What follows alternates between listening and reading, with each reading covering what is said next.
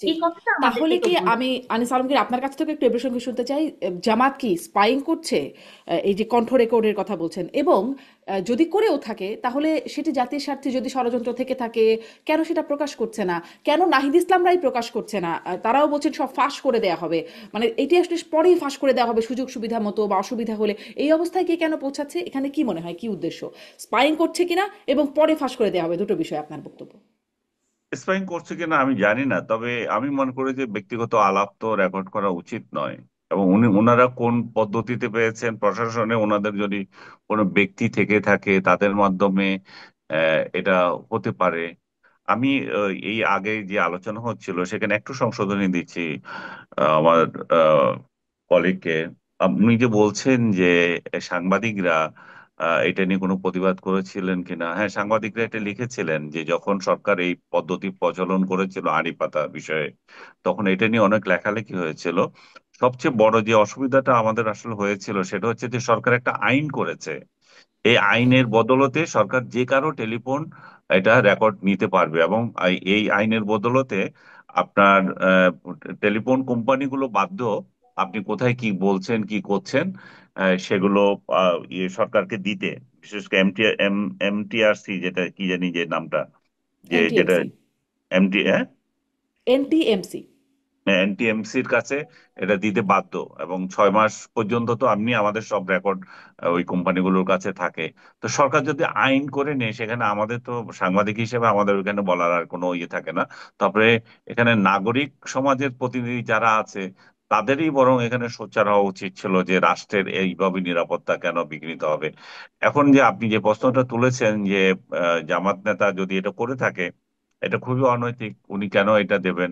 এবং যে নাহিদ যেগুলো বলছিল যে কতগুলো এক্সিট চাচ্ছে, কারা এক্সিট চাচ্ছে সেগুলো বলা উচিত। এরকম মানে আড়ালে আড়ালে কথা বলা উচিত না। এবং বিএনপির লোকেরাও বলে যে জামাতের লোকগুলো উপদেষ্টা পরিষদে আছে, অমুক অমুক, দুই একটা নামও উল্লেখ করে তারা।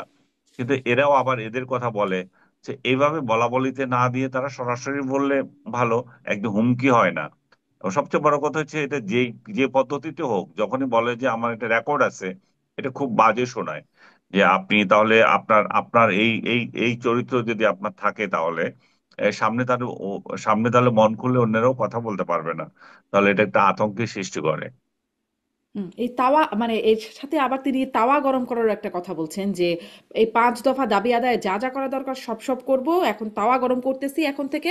তাওয়া গরমের সময় লাগে কিন্তু গরম হওয়ার পর বুট ফুটতে সময় লাগে না। আ জামাতের নায়েবে আমির এমনটিও বলছেন। মানে এই যে কণ্ঠ রেকর্ড আছে, হুঁশিয়ারি দিচ্ছেন বা সাবধানতা বাণী দিচ্ছেন, এখন তাওয়া গরম করতেছেন। এই তাওয়া গরম করার বিষয়টা আপনার কাছে কেমন মনে হচ্ছে? তাওয়া গরম করে আসলে কি হবে? কি উদ্দেশ্য হাসিল হবে? আমি পাঁচ জানি না দফা তাওয়া দাবি কি, গরম করে আরেকটু যোগ কি করে দিই, হচ্ছে। ৫ দফা দাবি আদায়ই কি তাদের আসল উদ্দেশ্য? এটাও কি তাই মনে হয়? বলেন। 5 দফা দাবি আসলে কি সেটাই তো জানি না। ওই যে গণভোট করা ফেব্রুয়ারির মধ্যে, হ্যাঁ, নভেম্বরের ১৪ মধ্যে, দল এগুলা। নিষিদ্ধ করা, জাতীয় পার্টি সহ, হ্যাঁ।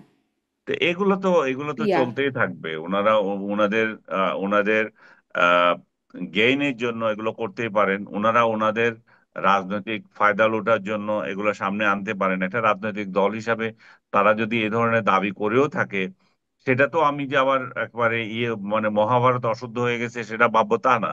কিন্তু আমি একটা জিনিস বলবো শুধু, যে যেখানে ঐকমত্য কমিশনের বৈঠকে 8 মাস ধরে যে সমস্ত সিদ্ধান্তগুলো আপনারা বসে বসে করেছেন, সেগুলাতে রাস্তায় আনতে পারেন না, এই নৈতিক অধিকার আপনাদের নাই।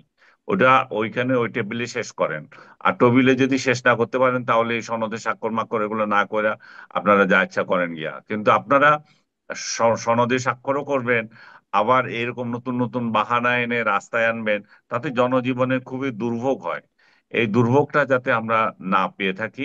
এবং আরেকটা বিষয় ইঙ্গিতপূর্ণ, সেটা যেটা বিএনপিও দাবি করছে, যে নির্বাচনকে পিছিয়ে দেওয়ার একটা চক্রান্ত। এবং নির্বাচনকে পিছিয়ে দেওয়ার এই যে চক্রান্তের কথা বলা হচ্ছে, বা পিছিয়ে দেওয়ার এক ধরনের মতলব, এবং সরকার এখানে সমর্থন আছে কিনা আমি জানি না। যদিও ডক্টর ইউনূস স্পষ্ট করে বলেছেন যে উনি ফেব্রুয়ারিতে ইলেকশন দিয়ে যেতে চান, ইলেকশন ক্ষমতা হস্তান্তর করতে চান। এখন সেই জায়গায় যদি এই নির্বাচন নিয়ে বা এই ধরনের ইস্যু নিয়ে তালবাহানা করে, যে বিএনপি নেতা যেটা বলতেছে যে স্বৈরাচার, পতিত স্বৈরাচার কিংবা তার দোসর একটি দেশ এই সুযোগ নেওয়ার জন্য বসে থাকবে, এবং সেটা আমরা কেন হতে দেব? সুতরাং আমাদেরকে একদম প্রতি বিপ্লবী হলেও চলবে না, আবার বাস্তবতার নিরিখে আমাদের পদক্ষেপটা মানে কৌশলী পদক্ষেপটা নিতে হবে।